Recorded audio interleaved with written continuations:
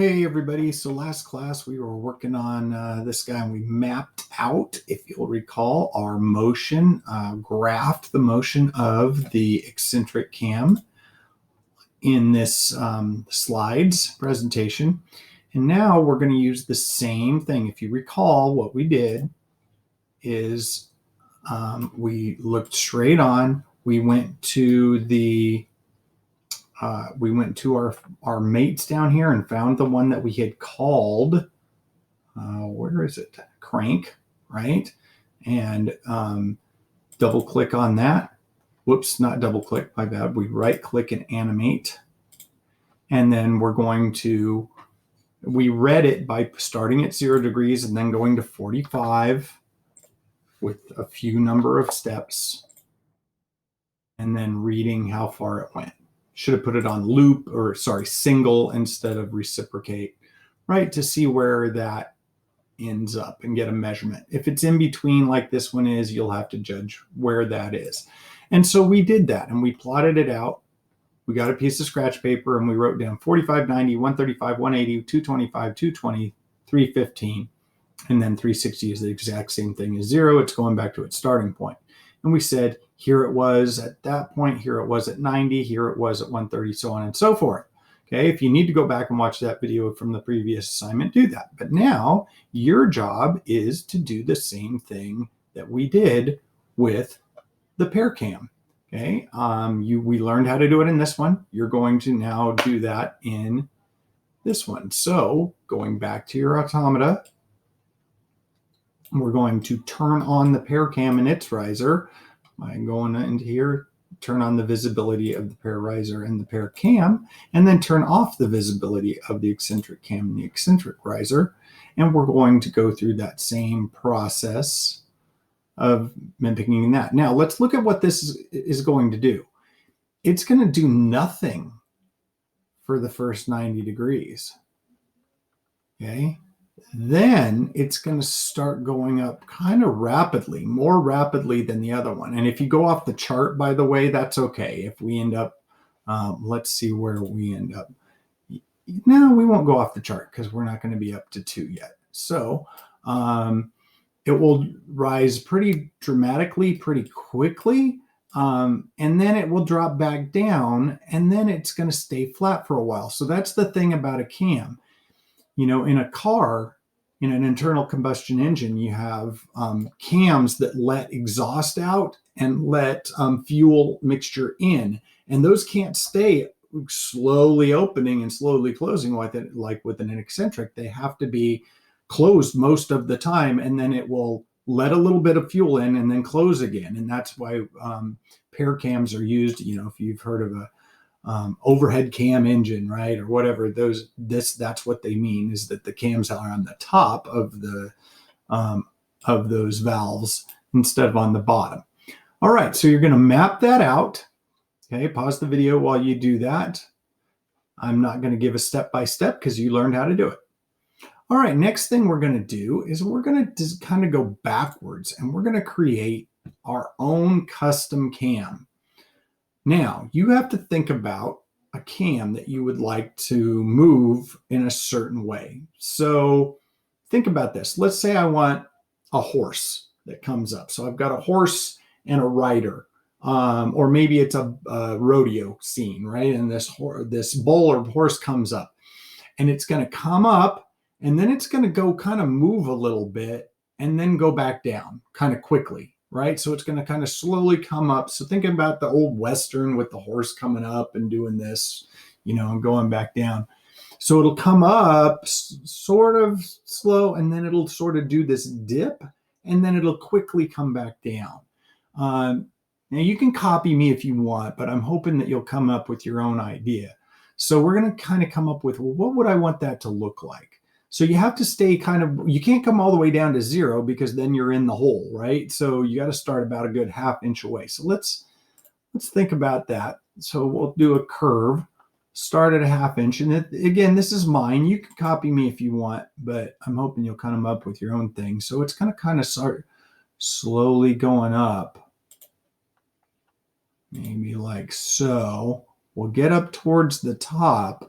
And then when it gets up to the top, it's going to kind of dip a little bit and then come back up. So it does kind of a little motion.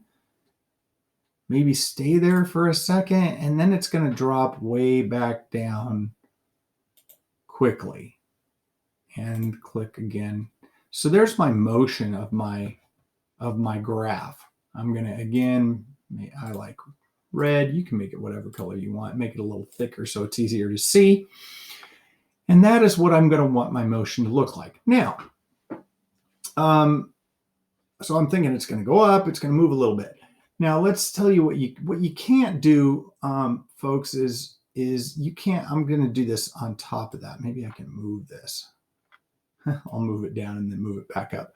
So you can't do something crazy where you go, I want it to go way up there and then just like, oh, you know, if you really did something like this, your sides are so steep that it's not really going to work. So you have to be reasonable and make your, oh, I didn't mean to move that. Hold on. I move, come on. Where's this? There we go. No, I keep grabbing the wrong thing. Hold on, bear with me, people. Come on, click on that line. Why is it that you won't move? I'm going to have to do this again. It won't move that unless I grab. Keeps going. I guess I'm going to have to do it again. Okay, I'll pause this while I do that. Shouldn't have moved that out. Finally got it. Okay, so what we're going to do is we're now going to plot this out on a polar graph, which goes around in a circle. So instead of linear like this, those degrees are going to go around in a circle. So here's what it looks like. So I'm going to have to kind of flip back and forth and look at this. And or I might even need to write down where I put these values because I don't think I'm going to be able to flip back and forth. So I'm going to write down my numbers about where this was in the 45. Now this time I'm going to look at where it is. So this was half. Remember, these are fourth of an inch. So 45, I'm at 3/4. At 90, I'm at about 1 1/4, 1 5/16. Says you got to know how to read the ruler, right? And how to think about how this translates. So I'm a little over 1 1/4, and I'm going to keep writing these things down. All right, I've written all those down. Now I'm going to take a look at this, and I'm going to start at 0 degrees at that 1/2 of an inch. Now, each one of these lines is about 1/8 of an inch. 1, 2, 4, 6, 8. So you have to think about how this translates to a ruler, right? So I'm going to start my curve again, and I'm going to start here at 1/2 of an inch, which is right there. Now, at 45 degrees, I was at about 3/4 of an inch, which is right about there. At 90 degrees, I was at 1 5/16 inch, which is right about there. At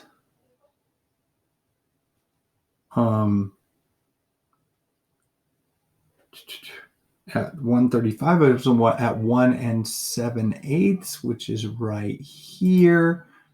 Okay, and I'm going to come, I'm going off so I can pause this, and you can go ahead and keep working on your own. And the final one, don't click, remember you have to click on the end or it won't do that. So there's mine.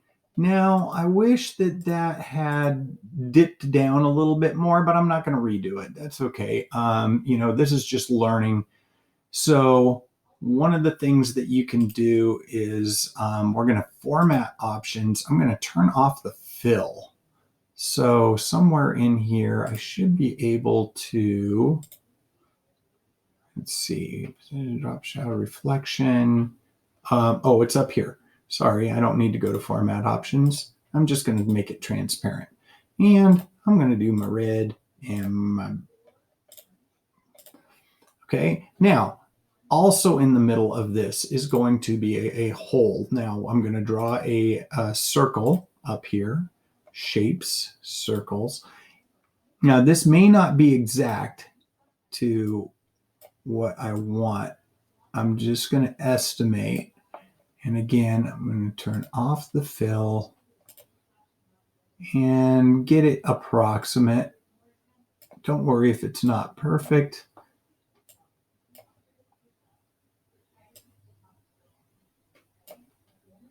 Okay, that's about right. All right, and we're looking good. So here's another example of what the eccentric cam would do, right? So here's its center point. It's going to go from that all the way up here and down. And now we've got our custom cam. All right, now we're going to estimate that same thing. Now it doesn't have a lot of dramatic curves, and that's good. And we're going to estimate that and build a custom cam. Here's the first way of doing this. You're going to either use your snipping tool if you're in Windows, or your way you do it in your Chromebook where you drag a box around what you want to take a picture of. Don't forget, in Google Classroom is a guide for how to do that if you've forgotten. And we're going to take a picture. Now, when you do this, make sure that you're only getting this 2-inch circle. And by the way, your what you drew should not go beyond the 2 inches. If you did that, then you're gonna need to go back and draw that again, and cut out. So it's that box that you cut out is again just barely touching those borders. There's a reason for that that will come in a moment. So I'm going to go to my snipping tool, and I'm going to kind of judge. It doesn't have to be absolutely perfect, but it needs to be pretty close. Ooh, I'm really close there. So now, because I'm a little lower up on the top, I'm going to go beyond so that this square is approximately 2 by 2. Okay, that's going to be important in a minute. And I'm going to have to save this picture. So you got to save it somewhere. You can't just copy it. It won't work. So I'm going to save this, and for me, to my desktop, and I'll just call it Polar. Got to remember what it's called. Okay. And now that you've got that saved, again, this is the first way to do it. I'm going to show you another way in a little bit in this video. So we're going to come back into our Automata project, start a new part studio. Okay, we're going to call that custom cam.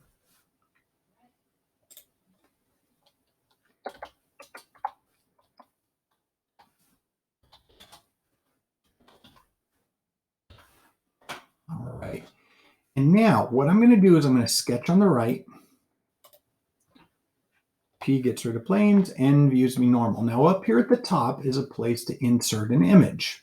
So you're going to click there. It might be on this insert DXF now. There's a drop down. It says insert image. Now I already have this because I was showing you that earlier. And down here on the bottom is import. So you're going to import, and you're going to find your way. I put it in here to where you saved that. Okay, and click on it, open it. It's going to put in, and it's in there. Okay, it's going to give you a little notification. You can say, okay, where's red? Get rid of that. Okay, and now we've got Polar. We're going to click on that when we're inserting it. If it didn't work out, we go, okay, I want to insert an image. Let's just do that again. Now it's there, and you're going to drag a box now by clicking and dragging and then letting go. Okay, and that's going to put in that image. Now, what's cool is I can size this image. That's why we made it the right size, by using the dimension tool.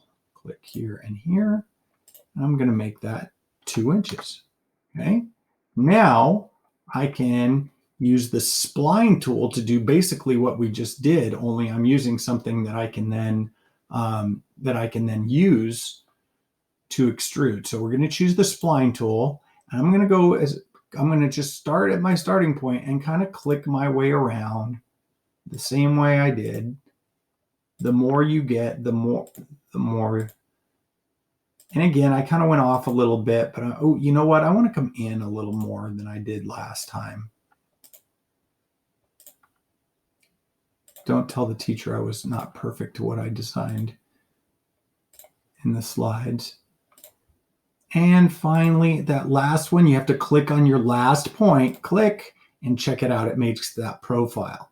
Okay. Now, don't forget your hole, though. got to do a circle right there. That is, what is it? 5/16. Okay. 5/16. Okay, now this cam, it's going to be a little smaller. We probably could have made it bigger, but for what we're doing, this is fine. And good.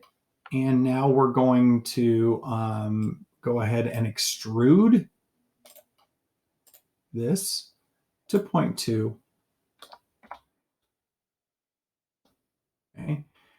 And when we hit check, that sketch goes away and we're left with our custom cam. Now, I'll show you the second way to do this. The second way to do it, if you're having a difficulty with the pictures and getting your image saved and all this, so you can just create a part studio, sketch on the right. And if you already did it, you can kind of skip ahead or speed this video up a little bit. And this time what we're going to do is we're going to create a circle that is 1 inch. Now we're going to create another circle that is 2 inches. Okay, and then we're going to create some offsets. So we're going to create those kind of 1/8 inch things to be able to see our distances. So we're going to choose the offset tool. I'm going to offset this one the other way, and we're going to offset it, click there, and it's going to be 0.125, enter. We're going to offset this one in from that last one. You have to click on the number, 0.125 inches. Okay, and then we're going to go outward from 1. Oh, I just realized what I did. I'm doing a diameter instead of a radius. It's supposed to be a 1 inch diameter and a 1 inch radius. That is why our custom cam is kind of small. I should have made it actually not a 2 inch diameter or 1 inch diameter, but that's okay. We're just learning on this, and you don't have a custom cam in your kit anyway. We're doing this to learn. Plus, we're going to apply this knowledge later on. Okay, so back to that part studio that I was working on. I'm going to go ahead and change this. So this first diameter that I did, I'm going to change this second diameter first to 4 inches and this first diameter to 2 inches. There we go. That's a little bit more like it. That's what we want. Okay, now we're going to go ahead and continue on offsetting. And again, it's going to be 0.125. Offset again, click, and do this until you have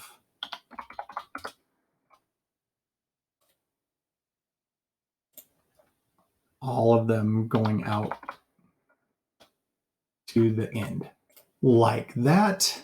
Looks like an old vinyl record. And then we're going to hit escape. And what you're going to do is you're going to hold your mouse button down and drag a box all the way around all of those. And we're going to make them all construction because we don't want them to get in the way.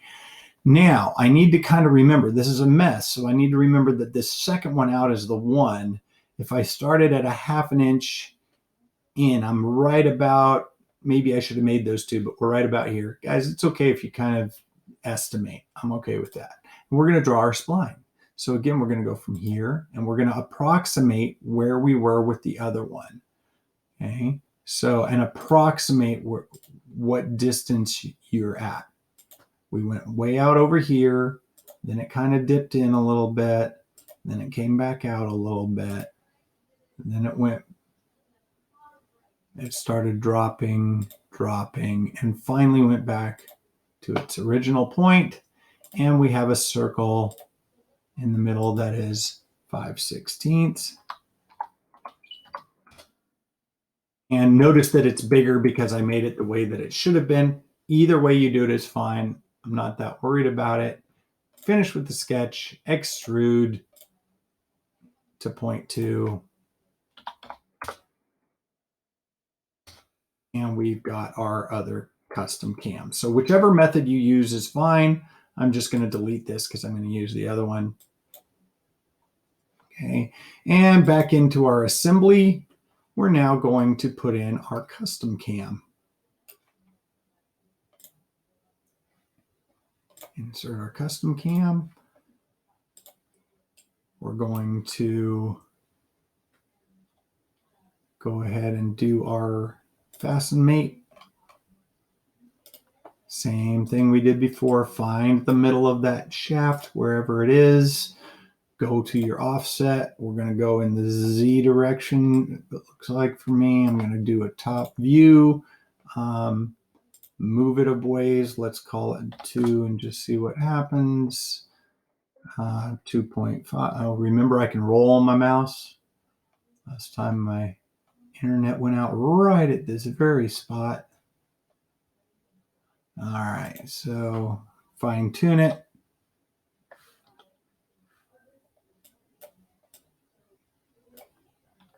So it's in the middle and good.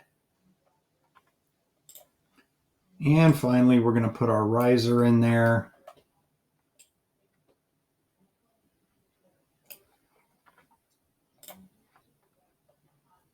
Insert, expand my riser, find the custom riser. There it is. Slider mate, that to that, and good. Now, you do not have to do this. I'm not going to have you turn it in because if depending on what your custom cam looks like, if you have weird, really steep things, it could cause a problem when we do the tangent constraint. So we're going to try it and see what happens. So I'm going to click on that a couple times. Because we use the spline tool, this should be all tangent.